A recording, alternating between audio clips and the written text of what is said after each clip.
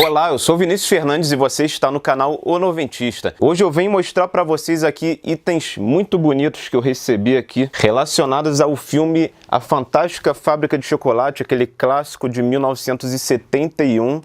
E sabem quem me mandou isso aqui? Foi ele, o Themmen, essa criança aqui que fez o papel de Mike Teevee. E tá autografado não apenas por ele, mas por todas as 5 crianças do filme. Ele ainda vai ceder uma entrevista exclusiva aqui pra gente, pro canal O Noventista, diretamente lá de Hollywood, onde ele mora e também de onde saem os maiores filmes da história do cinema. Vamos lá, agora!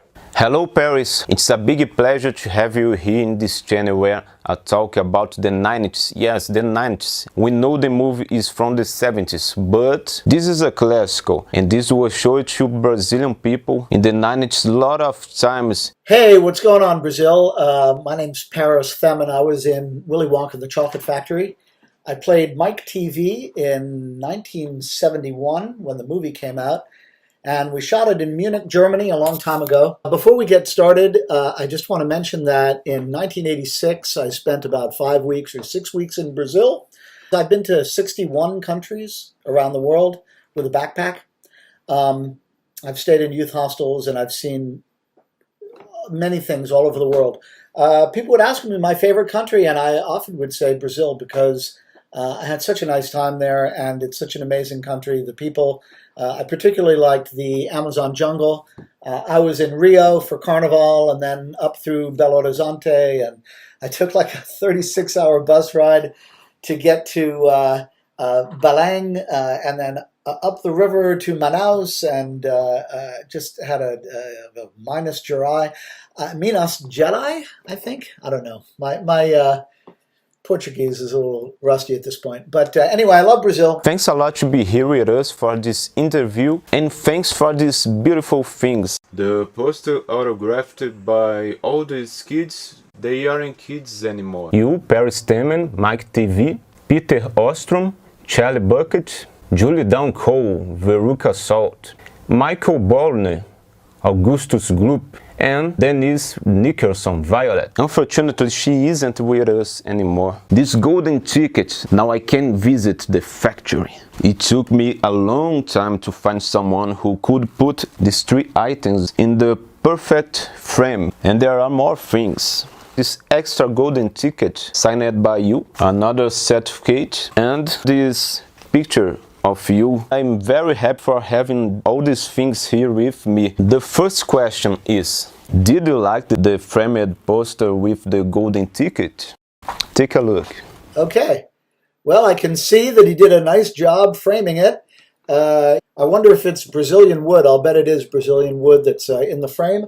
A lot of the time, people use purple as the background because of Willy Wonka's jacket.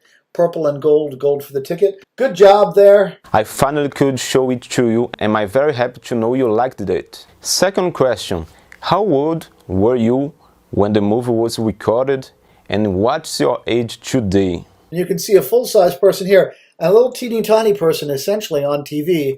We look like Mike Teevee on TV when he gets shrunk down really small. The next thing he's going to do is pop out of the phone and he'll walk around on my desk.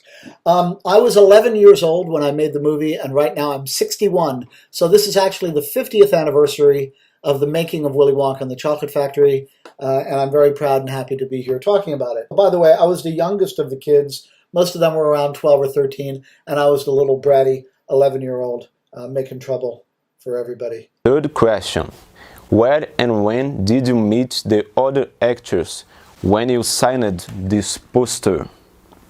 Oh, okay. Well, I first met the other actors on set the day that we were doing the scene where we go into the factory.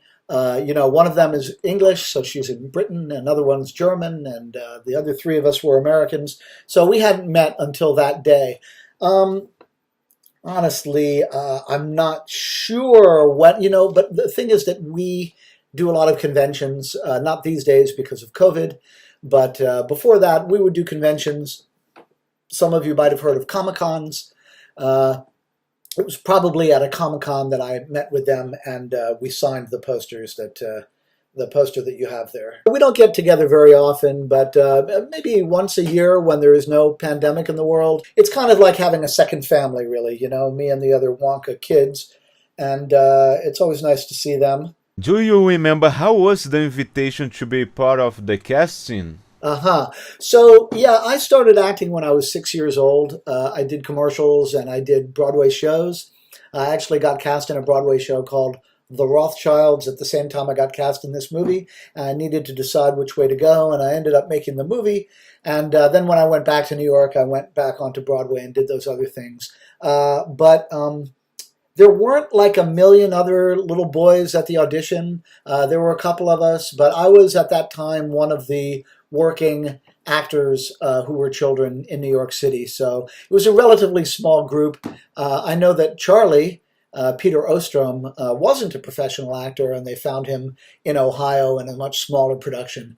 But for me, it was a little bit more sort of like, you know, just part of my already existing life as a child actor in New York City. I'd already been on a lot of auditions, and in a sense, for me, I thought it was just another audition, but it wasn't just another audition, because here I am 50 years later and people still care about it. You were a kid when you acted in the movie, and I believe being in that place was a temptation for all of you. Did you have to control not to touch anything? I know a lot of things were false, but I believe you could eat some things. Yes. And were you afraid of Oompa Loompas? Okay. So, good question. So first of all, I met the Oompa Loompas on set the same day I met all the other kids, actually. And I mean, I was 11 years old, so I really hadn't seen that many little people. But, you know, I kind of asked my mom about it, and she explained it to me. And, you know, they turned out to be lovely people, of course. One of them I'm still very friendly with, a guy named Rusty Goff. He's also in the Harry Potter universe, and he's also in the Star Wars universe, you know, as a couple different characters. Very nice guy, very funny, Rusty Goff. I will say that when I went to work in Germany to make the movie, every day was a new day. They had a different set there, whether it was the chocolate room or the inventing room or people flying around or eating things, you know, all the things that you see in the movie. It was a different adventure every day for me. You know, yeah, you know, I was 11. I'm sure I wanted to touch too much stuff because that's what 11-year-olds do. But all in all, it was a very, very fun experience. And hopefully I didn't get into too much trouble. Someone talked to me the lake had a bad smell. Do you remember? And do you have some other curiosity to tell about something that happened behind the cameras? Something that not too much people know about the recording of the movie? Sure. Okay. Well, first of all, if I'm talking to Brazilians about rivers, I mean, you guys have, by volume, the largest river in the world. I'm thinking about Manaus now, and I'm thinking about swimming with the piranhas. And in my case, although there were local children and people there, natives, you know, who were jumping into the river and playing in the river, I was afraid of the piranhas, and I was afraid of all the other things that were in the river. But my guide said we could go in, and so I did. But it looked sort of like this. I jumped in, and I swam back. And I jumped in, and I swam back to shore. And then I was like, oh, I did it, you know. And then after I jumped in the river, we fished for piranhas, and we brought these piranhas out, and I saw a fisherman with a dugout canoe and this horrible-looking fish, like a face like this, about this big. I mean, there's all kinds of stuff in there, electric eels. I don't have to tell you. You guys know about the Amazon. So that's your river. As far as the river in the factory, the boat that was on the river was sort of like a ride that we have at Disneyland called Pirates of the Caribbean. It was a beautiful boat, and it was going on a track, and there was a cable underneath, and the cable moved it along. And actually, the guy who was playing the Oompa Loompa thought he was actually steering the boat, but he wasn't, because it was on a track. So that's a little bit of behind-the-scenes information. Talking about the smell of the river, you know, there was a little bit of cocoa powder with milk in the powder where they put in the river. A lot of it was food coloring and stuff, but they also had some cocoa powder. And if you leave milk essentially under hot lights for several days, yeah, it's going to start smelling. And it is described by Augustus Gloop, by Michael Bullner, who played Augustus Gloop. If you ask him what it was like, he says, "It was dirty, cold, stinking water," I will say, with a bad German accent. So yes, I myself didn't have to go in there, and I don't particularly remember the smell, but I've definitely heard stories from Michael, who played Augustus, that it was not pleasant in there. Another thing I heard about the movie, it was not that success in the 70s. Is that truth? That's true. When the movie first came out, it was not that successful.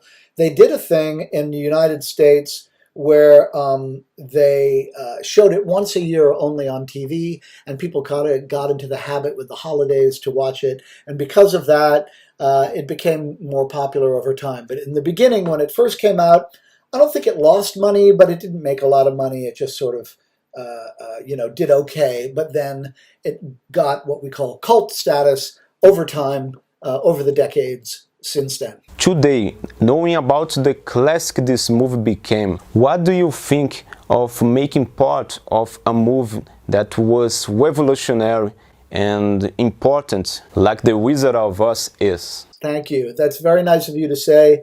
I mean, when I grew up, the movie that was like this was The Wizard of Oz. And again, they showed it once a year on TV only. And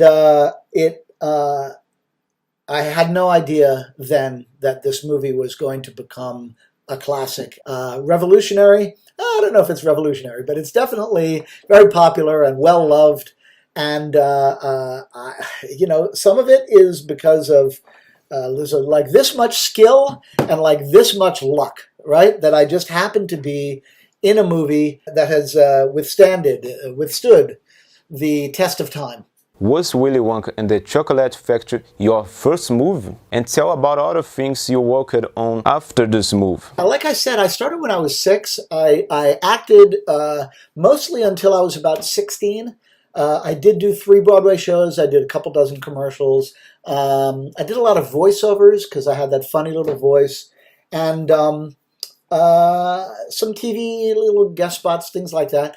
But then I stopped, and then I studied at NYU theater, and I got my degree there. And then I really didn't do anything with it. I started traveling. I was talking before about the 61 countries. I got the travel bug, and I started backpacking around the world. I did eventually come back and do some commercials in like my 30s and 40s.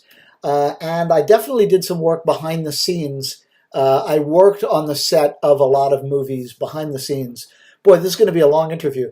But anyway, I did do that, and I worked on the set of a Woody Allen movie and a Wim Wenders movie and some of the big, large productions that were happening in New York City. I've had a good life, I will say that, since Willy Wonka and before.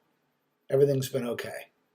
I'm pretty happy. This movie will always be a classic. But did you watch the movie directed by Tim Burton and having John Depp as Charlie? Yeah, question about another Willy Wonka, something, Tim, what do you say, Tim Burton? Johnny who? I don't know. I don't really know what that is. Maybe the next one will be a question about a real version of Willy Wonka and the Chocolate Factory, because I'm a little confused. I don't really know what that is. All right. This is the last question.